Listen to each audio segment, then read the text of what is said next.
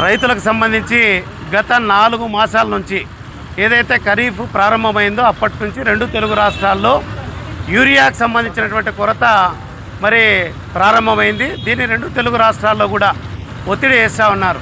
రైతులు అనేకమైనటువంటి ప్రభుత్వం నుంచి రావాల్సినటువంటిది సబ్సిడీ ఎరువులు, యూరియా వాటి కోసం లైన్లలో నిలబడతా ఉన్నారు.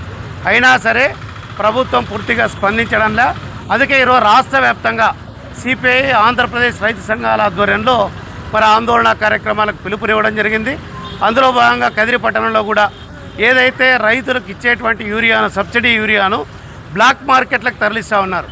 ఈ బ్లాక్ మార్కెట్లకు తరలించేదాన్ని కూడా అరికట్టాలని చెప్పి కూడా అధికారులకు మేము డిమాండ్ చేస్తూ ఉన్నాం. ఇప్పటికైనా సరే రాష్ట్ర ప్రభుత్వం స్పందించి యూరియాను తక్షణమే రైతులకు అందుబాటులోకి తీసుకురావాలా.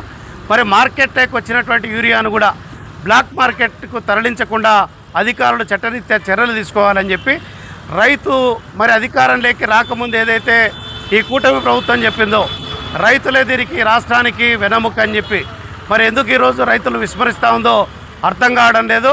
ఖచ్చితంగా రైతుల సమస్య పరిష్కరించిన తర్వాతే ఇతర సమస్యలపైకి పోవాలని చెప్పి కూటమి ప్రభుత్వాన్ని భారత కమ్యూనిస్ట్ పార్టీ సిపిఐగా ఈ సందర్భంగా డిమాండ్ చేస్తా ఉన్నాం.